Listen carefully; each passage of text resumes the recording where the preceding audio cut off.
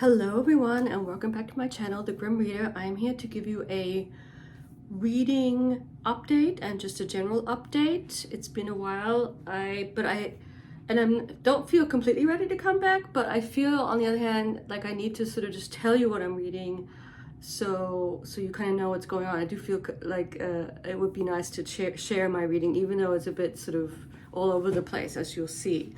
And it involves at least one book that I've put aside. Maybe I'll talk about that one first. And some of the project stuff I haven't even started, but that's okay. Let me talk to you. So where am I at towards the end of June 2024 with my headspace and everything? The summer is going quite well. It's just such a drastic change, and it's never exactly how you imagine it will be. But I'm doing quite well. But I'm always sort of surprised, for example, at how I still struggle with being fatigued to a certain degree. I don't, and it's sort of connected to perhaps I need to do more to be more active, but it's hard for me because it makes me tired. Anyway, so I'm always sort of like, I managed during the year to get everything done and be fairly active, but then when the summer comes around, it's sort of like, well, now I just kind of crumble a little bit. Or I just don't feel a lot of, I'm not high energy, let's put it that way. But then again, I'm never really high energy. So, and I guess if I'm compelled to because of something I have to do, I'll do it. But also the difference to last year, just chatty stuff. I was doing a lot of habit tracking in terms of stretching and coming out of physical therapy. And I'm not doing any of that because I could tell it doesn't really do me much good mentally. I don't like to have things to cross off my list because if I don't do them I feel bad, and I don't know, it's just I'd prefer to just be lazy in a way than have too much going on. And even something as good for me in a way as Duolingo, I decided it wasn't really helping me that much to just do one tiny little exercise to keep the streak going, because I was so good at just like not really learning or taking away anything from it except checking it off the box. So it sort of like showed me the limits of language learning, for me at least, with Duolingo. It's like I would want to have to probably do more with it and maybe not worry about the streaks so much in order to really get something out of it. Right now I'm not ready to do that, but I'll come back to it in some form. It's just always kind of adjusting one's life hacks and things like that. So the reading is also, I do get easily distracted, but I am reading, and it's going fairly well, and I'm pretty much enjoying it. But let me talk about it a little bit. So the main thing I'm trying to get finished, because I only have this much left, is the Brother Grimm's biography. They're just now being ousted from their posts at university, which is one of the big things that happened to them, is that they went against the ruler of their area, who happened to be the first ruler who was not part of the Hanoverian kings over in England. So the Ernst August was given back Hanover, while Victoria, who was there, was able to be Queen Victoria. And so he comes back over, basically, I don't even know, I think he was raised in England. I think even there's a quote from a letter where his German's not that good. And he comes back, but he's very autocratic, and he revokes the Constitution. And the writer's very, very nuanced as to setting up the fact that the Grimms were in no sense were they revolutionaries or radicals. They're like the most unradical people you can imagine, just in terms of their habitus. Yet they took great issue with the fact that the king was asking them to sign a pledge of loyalty to him, because they didn't want to do that. And they didn't like that he revoked the Constitution because they thought it would sort of be giving him credence to going back on his word. And for them, part of their whole ethos was integrity and being honest and not going back on something you said you would do. And so they were okay with it becoming public, and because the 7 professors of the whole, that's just a group of them, including the Grimm brothers, it became public, and they're going to get fired. I mean, it's just at the beginning of the description of it, and then eventually they'll end up in Berlin, and all will be well. But it's a big sort of public. It's one of the big things that, and what happens with this is that people tend to think of them as more radical than they actually were, although no one would really accuse them of being radical, because everyone knows how there's a stodginess to the Grimms that you just have to kind of go with, even though they were anti-authoritarian in a certain sense. But there also was they were suspicious of the mob and the rabble and protests in general. Some of them they were okay with. They were sort of nitpicky about which ones they were in line with and which ones they were not. They were all about this idealized idea of the German people, the German folk, and the German folks' tales and stories and where they got their laws from. It was it's almost kind of naive in its utopian vision, and also and I think they saw it too, that it was never really a reality, that they were creating this idea of Germanist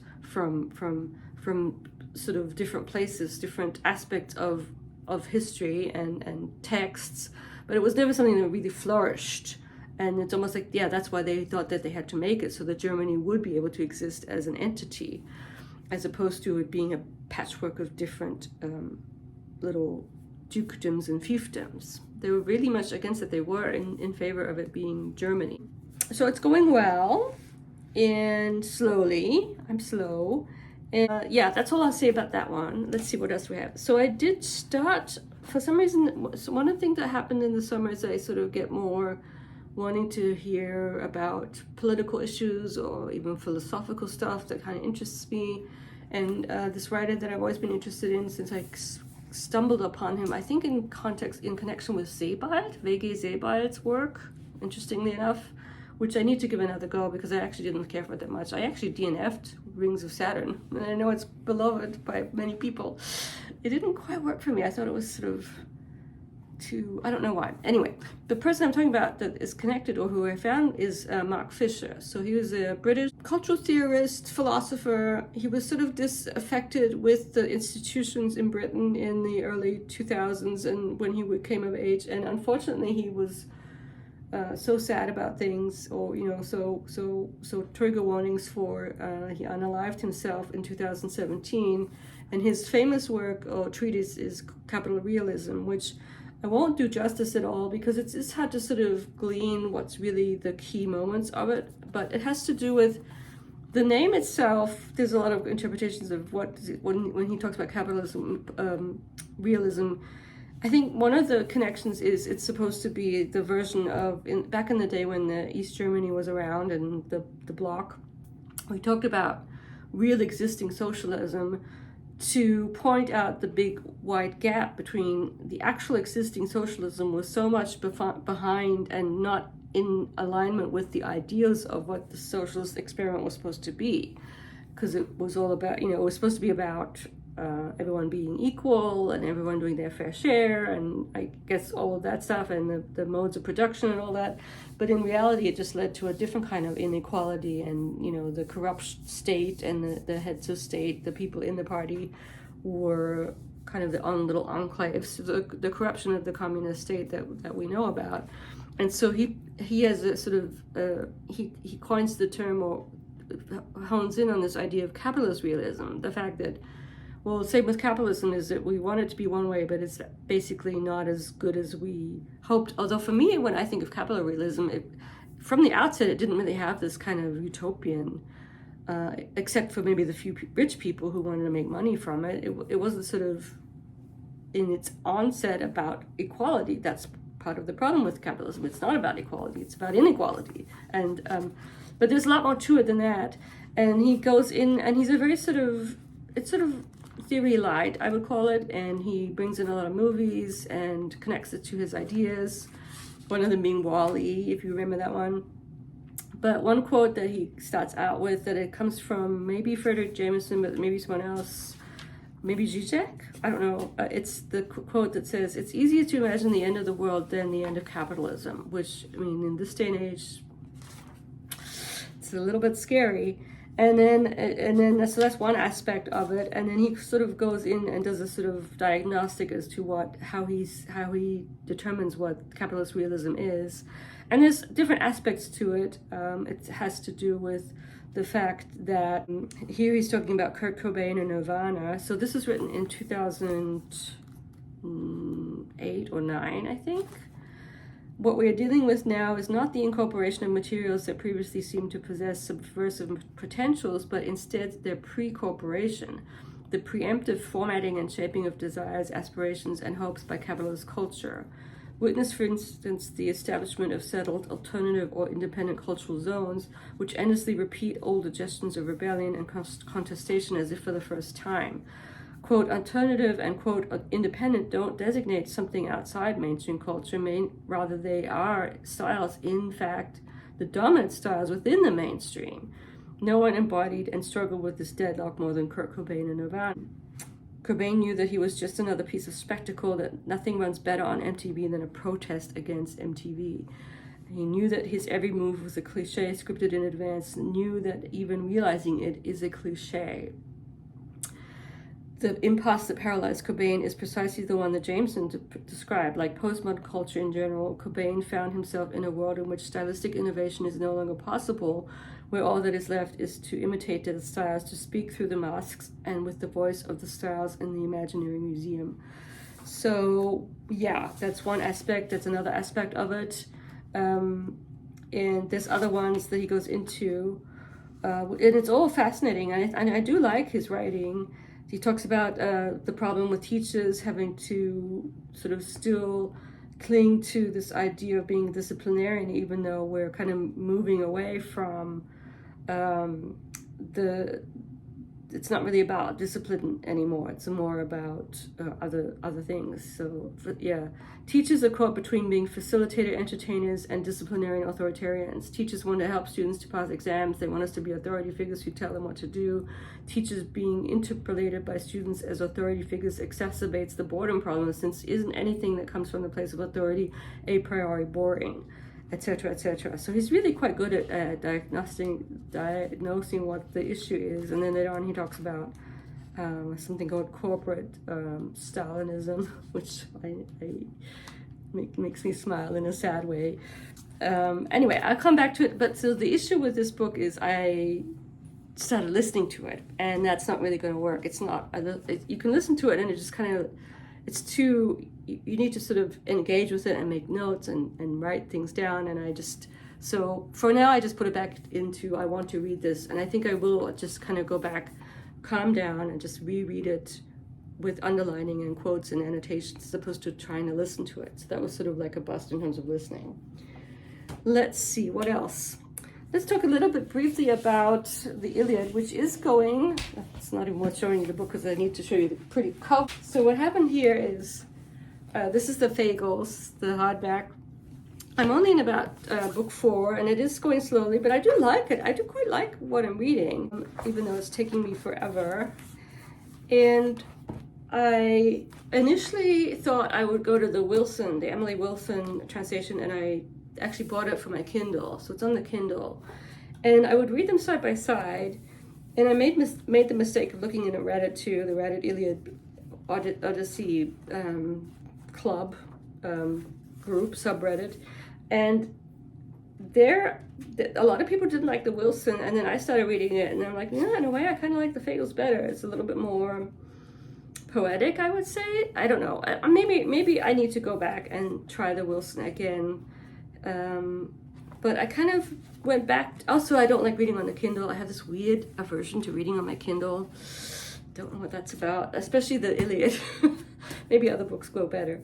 So anyway, it's going quite well. I'm in book 4, so not that much is happening. I got through the tedious listing of all the peoples, and I made the mistake of trying to write them out, but that didn't really go anywhere. And I do have some favorite characters, but I'm a little bit out of it right now. I haven't been reading it these past few days, but I'll get back into it. So that project is going, if slowly.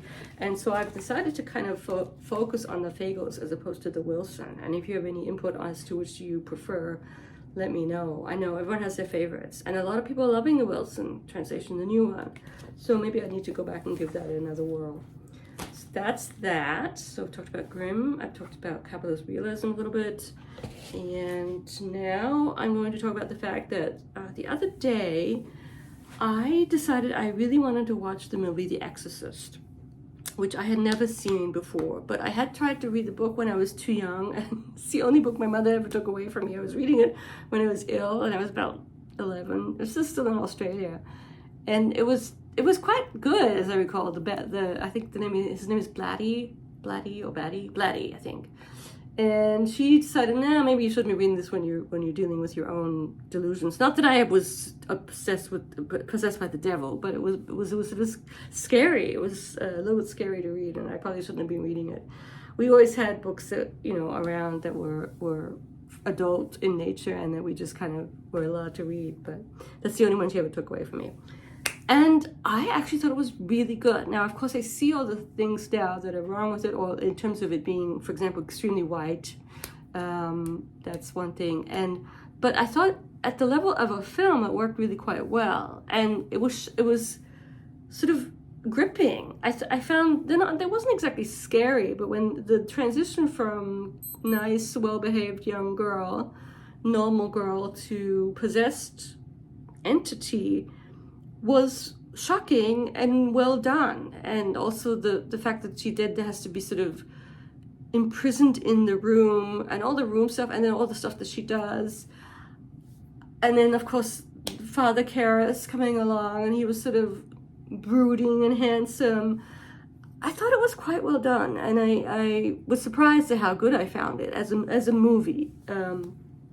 And so what happened was I got into looking around on the internet for it, and I found a book that I had to buy, and I bought it because I liked it. I liked the sound of it, and I wanted to read more about The Exorcist, and I'm trying to see if I can get a good picture of the cover for you guys.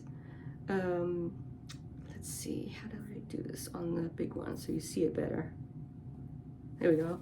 So this is Night Mother, and it's a sort of interesting kind of interpretation of the movie and the writer, and also the very sort of contentious relationship between Friedkin. William Friedkin is the director, and Blatty, the writer of The Exorcist, and a lot of sort of all the awful and quite sad things that happened, gossip around the movie, all the terrible thing that happened to. So they had someone called Mercedes come in and do the voice, and that's actually one thing I remember thinking about.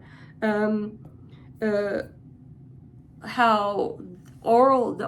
her noises and her sounds were kind of compelling and scary, and how we don't really pay attention a lot of times to sounds in movies, and how interesting that is that a sound can be important in a movie because it's all visual.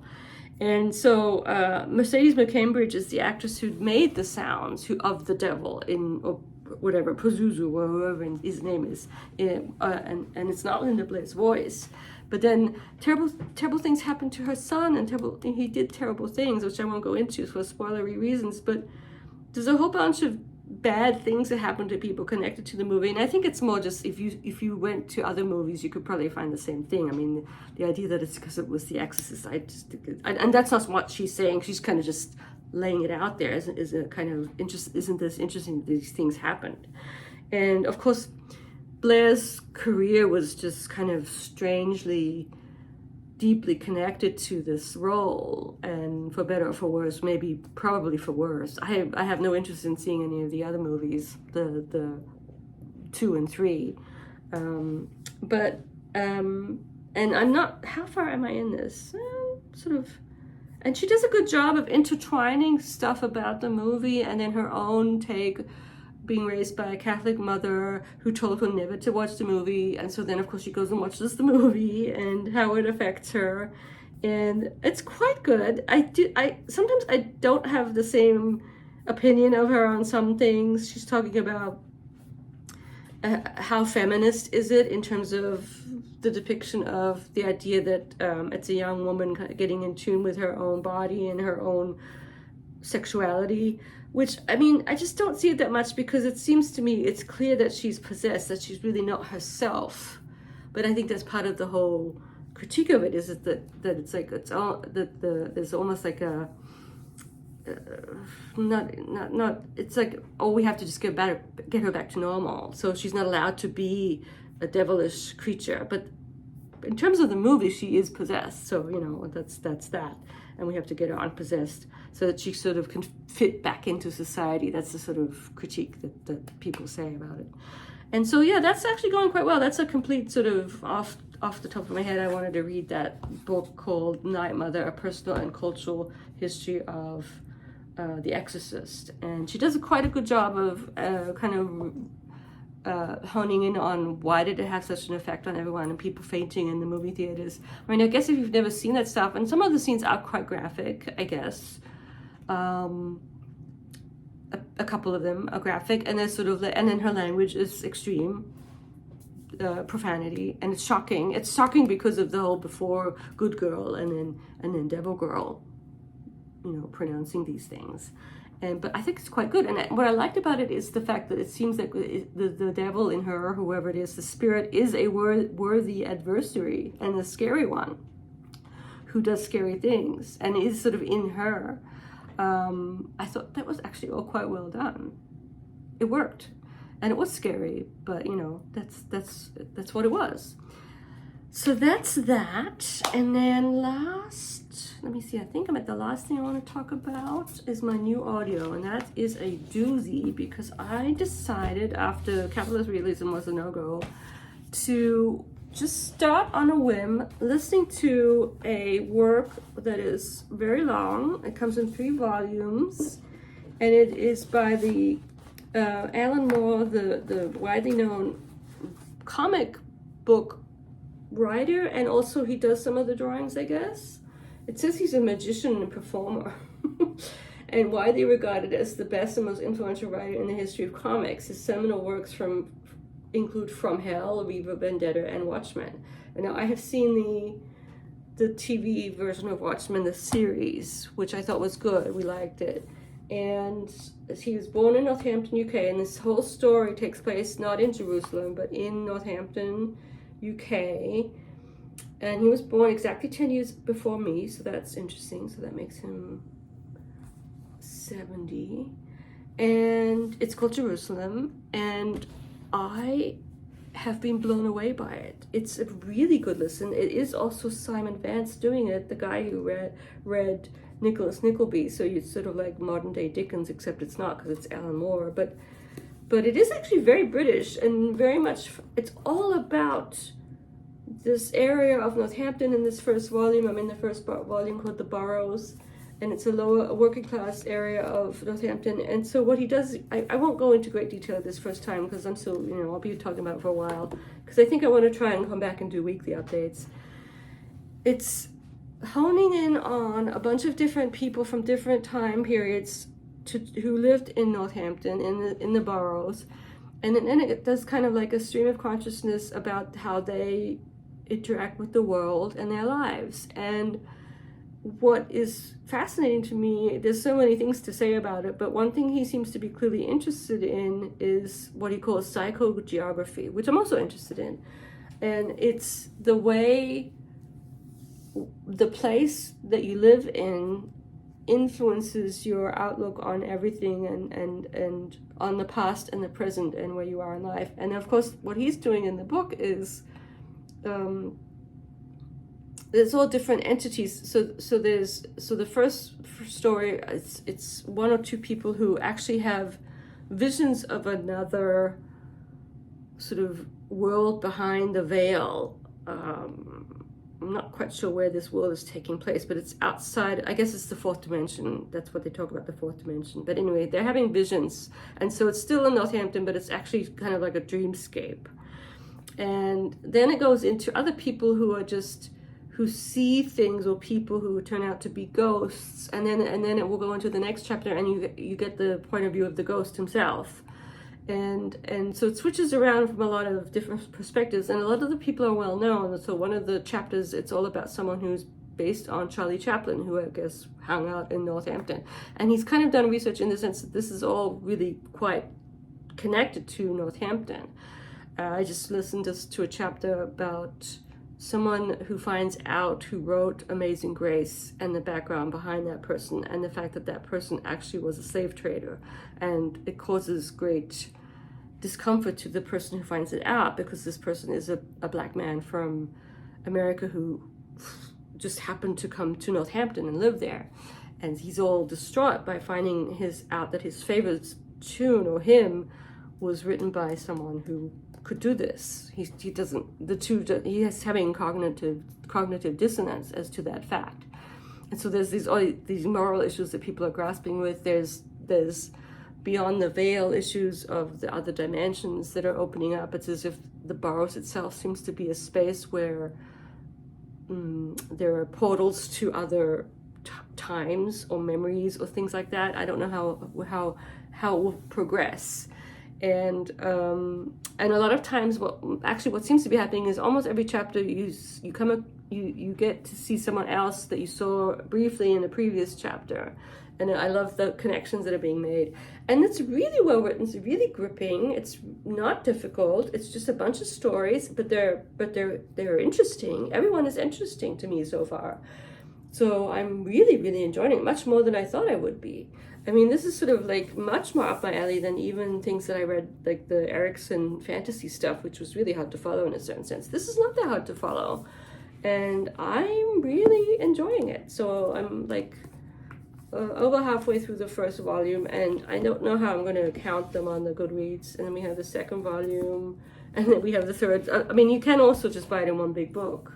So I have a ways to go, let's put it that way. And I'm listening to it, but I'm also I've already done some research that there's some chapters where he's channeling James Joyce, because I guess James Joyce's daughter lived in Northampton in an institution perhaps. And so there's that connection there. And then there are some chapters that are kind of hard to listen to because he's playing around with language more. So far, it's not really experimental at all. And I'm just not a comics person, so I'm coming at him as just a writer. I don't really have an affinity for the comics. I know that most people know him from the comics. So let me know what your background is, or if you know about more. Seems like such an interesting fellow with his long hair and spooky eyes. So yeah, I think that's it. I apologize for the length of this catch-up, but that's going to happen when I'm doing all the things. And of course, I still have my 3 on there, and then there's one project that is languishing a little bit. But that's okay. You see what's going on here. And I will, from now on, try and catch you up every Sunday. Let's try every Sunday. And at some point, you'll be getting some kind of footage from my travels. I don't know how interesting travel vlogs are. We like to make them, I think, because we think it's interesting for us because we're going somewhere else. But I don't know in terms of other people's interest in seeing us get on planes and things. I don't know how. I'm not sure about that. And yeah, just let me know what you're reading, and if you have any comments about what I'm reading, and I will let you go and talk to you later. Bye. Thanks for watching it, guys. Bye.